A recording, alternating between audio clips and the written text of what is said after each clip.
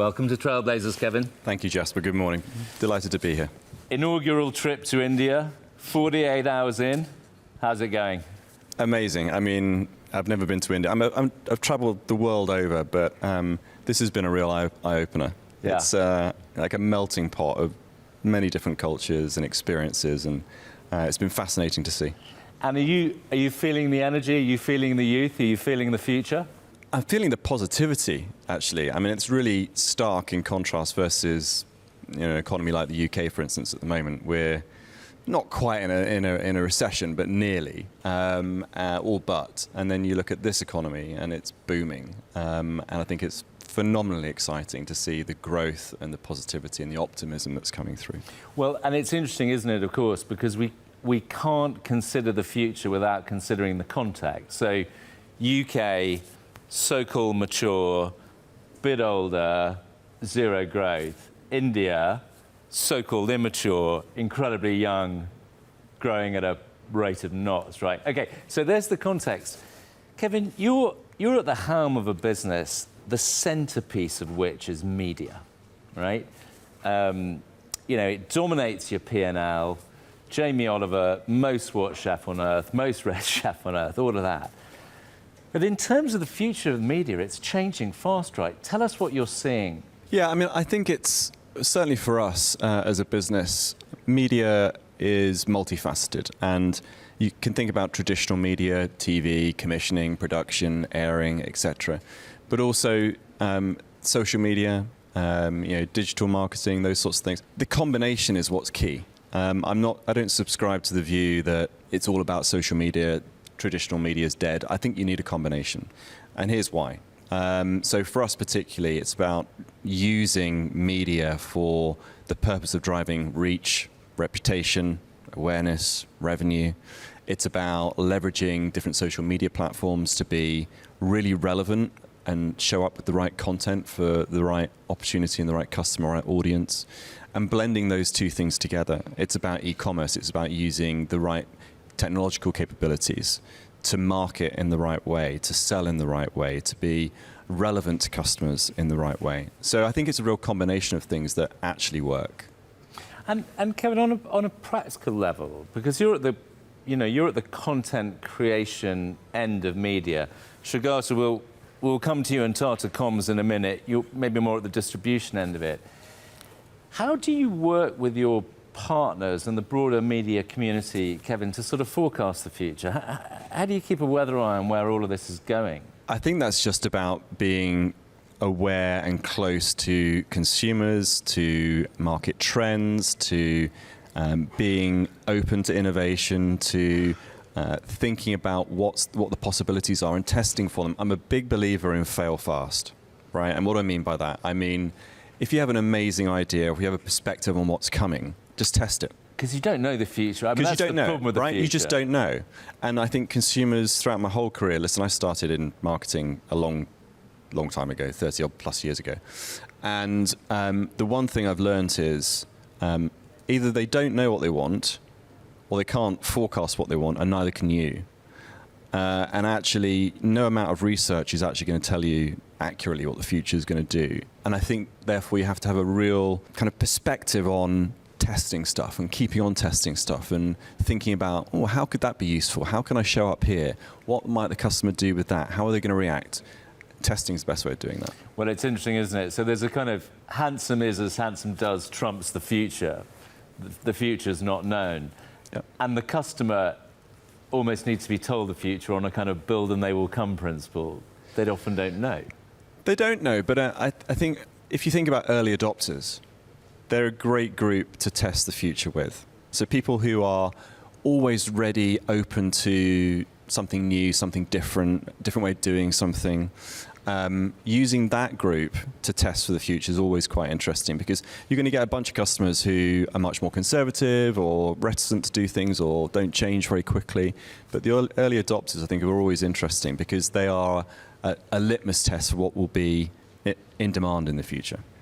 That's a very interesting way of looking at it. It's sort of linked to what Neelima says about inclusivity is about openness and those open people who are open to the future. But let's stay on these consumers, Kevin, because you can't help but feel we're drowning in a world of information, data, etc. How do you think about cutting through that to appeal to me, Jasper, this consumer, not some other consumer? I think it's a really good point, because I think over the last 5-10 years, most consumers, because of mobile phones, really have been bombarded with messages, with marketing, with just constant waves of communication and promotion by businesses. And I actually think the biggest trend over the next 10 years is going to be this thing around data and personalization. So make it relevant to me. Stop firing all this stuff at me that may not be relevant to me, and act in a way that's much more responsible, much more kind of relevant, much more personalized by using data to understand Jasper and to understand what's right for you, what products, what services, how do we show up and be relevant for you and be useful for you. That requires data, it requires technology. Technology doesn't date, technology that updates constantly, and insight to understand what it is about you and what you like that makes what we do useful and relevant to you. And this thing, we often talk about this on the show, it's kind of a holy grail of marketing. Are you confident it's going to happen, Kevin? In the sense, a lot of people talk about it, but I still don't feel Jasperish. I can see it happening. I mean, I'll give you a for instance. Even 2 years ago, maybe, on Instagram, I wouldn't have bought anything as a consumer. Now, I'm being fed much more relevant products, services, whatever it might be, content. And I quite often buy things off Instagram. Instagram is a launch pad for brands now. That wasn't the case a few years ago. So there's something there in the data and in the content and in the personalization of that content, which makes it useful to me as a consumer. It's a shortcut, right? I can literally just look at the content, click it, buy it, done. And I think in that sense, it cuts through. It's happening. Yeah. It's happening. Okay, we're in the final furlong of our future race. I want to pick up where I left off with Neelima, which is around sustainability and giving back, right? You know, the Jamie Oliver brand is very famous for campaigning, but we all know that you can ask governments, people to do this and that, but what are you doing as a brand to make that real, right? How do you eat what you cook in that sense? So we've always been a purpose-led business, which, what does that mean? I mean, we are trying to create a happier, healthier world through the joy of food. One of the routes that we do that through is our Ministry of Food Foundation. So when you think about, particularly in developed markets, and children in particular, they're not being educated in the right way as to what to eat, what to put in their bodies, the impact that has on the planet. And if you don't actually catch that issue at a young age, it's been proven that there is a economic impact, but also a health impact for sure on those children as they grow up and on those teenagers, adults that they become, of not educating them properly on food. Now, we've spent a lot of time over the last 24 plus years as a group trying to lobby government and to campaign and to get the changes that are required to make food and the food system healthier, fairer, more accessible.